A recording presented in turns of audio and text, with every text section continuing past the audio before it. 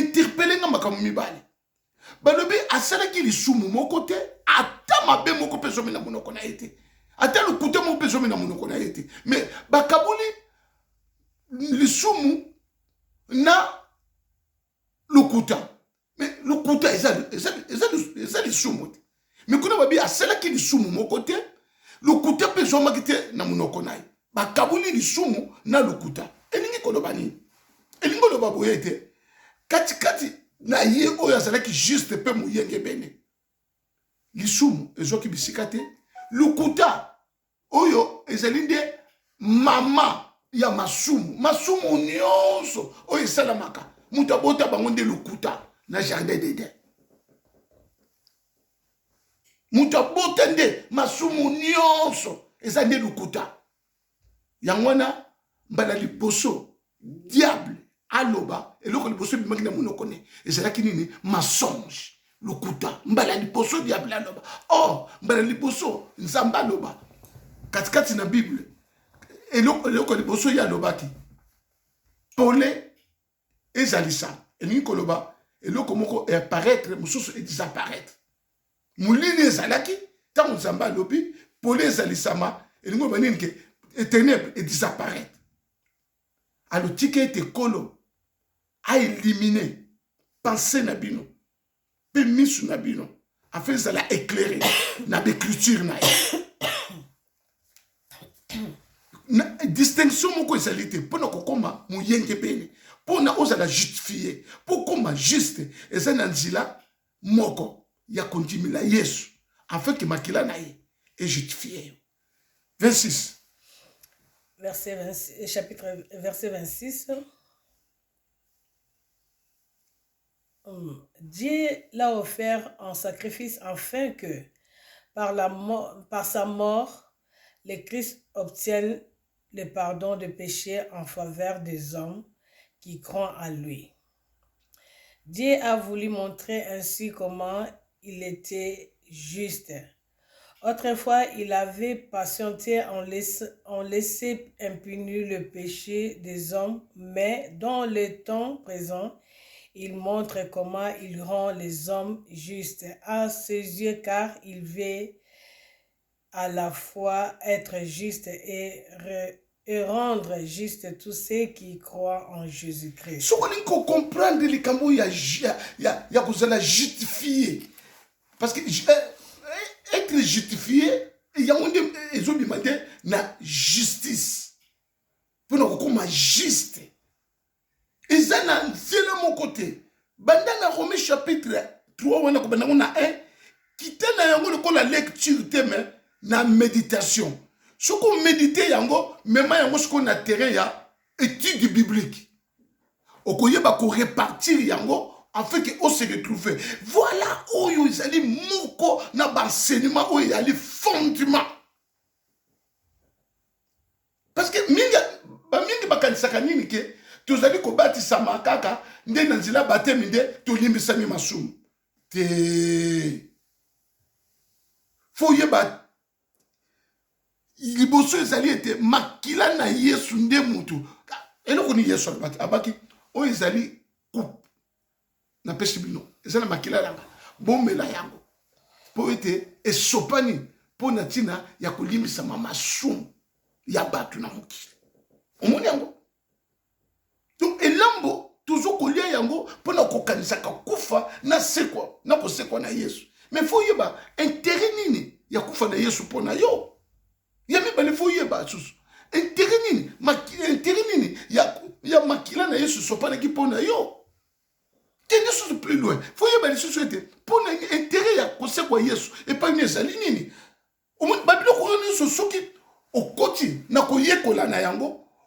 okozwa nde base mokobo to fondement mokobo justice mikolo koya kola sunga biso alors tokende na oya mibale pona tosala tango tokangisa yango na oya misato bolingo na kondima eloko nini bible elobi na Galates chapitre 5 verset 6 yokeloko nini elobi wana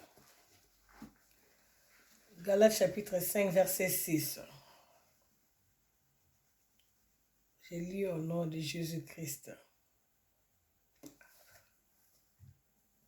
Verset 6, je vois le 5. Ok. Car si nous sommes unis en Jésus-Christ, Galates chapitre 5, verset 6, je lis au nom de Jésus, volume Bisanga. Car si nous sommes unis en Jésus-Christ, être circoncis ou ne pas être n'a pas l'importance. Oh, Zilamu. Balobi soki ya solo tozali moko na Yesu Kristu kokata mangenga. To kozanga kokata mangenga. Eza une importance te. Telemana nuwana. Awa nalingi tokende mbangu te. Kobo senate première cérémonie ya bana Israël. Kolanda na Ancien Testament, na Ancienne Alliance, ezalaki liboso ete cérémonie ya kokata mangenga. Liboso na nyonso. Parce que ezalaki loko oyo Nzambe alobaki pa ya Abraham. Alobi na Abraham bo, alobi ete ba descendant na yo, bango nde bakozala peuple oyo bako dépendre ngai. Donc ngolo ba avant Abraham, Nzambe azalaki na peuple moko te to nation moko te, ezalaki ko dépendre. Mais comme on était bengi Abraham, et puis comment ça n'a été? Oh, Yesu Masira. Dans Genèse chapitre 15, verset 6, et le Bible, Abraham a crié. Donc, Abraham a dit, Nzambe a imputé justice katinae. Donc, quand imputé, ils ont dit momo koboye, ils ont ba terme momo koboye na comptabilité. Ça veut dire que quand tu as compte na compte moko boye. Donc, pour Abraham, Andimaki, Kobengama, et puis Nzambe, Namaloba wana, ce que Kolo a justifié, a kamati justice, a tient na continuer. Parce que Abraham, a potamaki, n'a pas lien, oye, papa na ye, azalaki, Musambili yabikeko. Ce que ba lien wana, il est délivrance na yaki na nzilani. Tant kaka andimi appelle ensemble kolo a justifié a continuer justice a tie justice na continuer pour na ye kontima nzo Bible ezali koloba ete tozali justifié na nzila ya kontima Yesu Christ. Alors na ye Abraham de Nzambe alobaki na ye nini ke ba descendant na yo bakozala peuple oyo ko dépendre na ngai yango na kobanda na yo nani komona yo na elembo ya kokata mangenga ba oyo nyonso bakobota manandako na yo na esclave yo somba na bakoko ya bakoko na yo bango tufu bazala nani komona bango na elembo wana. Donc likambo kokata mangenga etelaki ba Philistien te ba Moabite te ba Malek te ezalaki elembo pona tina ya bana Israël ou ezalaki peuple ça dépendre na Nzambe. Bazalaki bana Nzambe te. Bazalaki peuple ya Nzambe. Nzambe na Ancienne Alliance azalaki na famille te. Azalaki nde na nation to na peuple moko ezalaki ya ye. Mais na Nouvelle Alliance Nzambe a komi nde na famille parce que biso to botami kati na Yesu.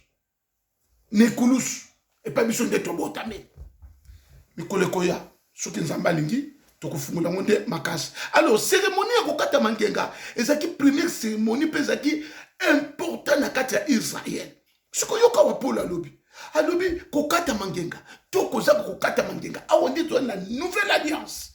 Tout ça sous na ancienne alliance te. Donc bakata yongenga te, eza na importance mon côté. Nzoka ezaki loko mo ezaki très important. Ce qui est important, c'est cette version-là. Ce qui est important, c'est la foi qui agit par l'amour. Oh! Yokande konanga. Balobi, ezali important. Ezali très important. Kondima, ezali ko agir. Katina bolingo. Omoni Yesu. Na Matthieu 23 ndingini na lobi. Alobi ba enseignement. Ezali plus important, justice la biso ke oyo ezali plus important ezali kondima oyo ezali ko agir kati na bolingo. Donc okoko ba te ko za na kondima bongo zaka na koyina. Ndeko na ngai. Yo ndima ka Yesu oza mundimi oza na koyina te o mikosaka. O mikosaka ndeko na ngai. Peut-être ezali bongo mais na ko ba boyete oza non peut-être ezolo ko peut-être okola pour comprendre. Okoko ba te ke yo ozali mundimi muyenge bene bongo nde ozaka na koyina ozaka mutaba réserve ndeko soko juli baku ya koyoka oyo peut-être ezali tango kola li kobikisa yo na mulimo ba réserve soko yebaka te kola yebi yo ozaka mutaba réserve ayebi yo na zolo bana yo ayebi yo mutaba réserve mutako pona pona